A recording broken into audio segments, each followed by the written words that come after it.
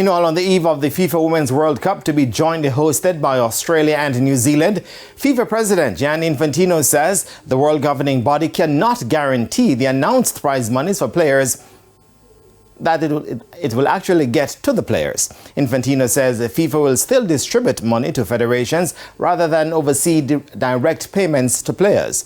The world governing body announced in June that every player competing in the tournament would be paid at least $30,000. But Infantino says that ensuring such payments go directly to the players isn't feasible. General Secretary of the Jamaica Football Federation, Dennis Chung, is, however, reassuring that the Reggae girls will be properly compensated.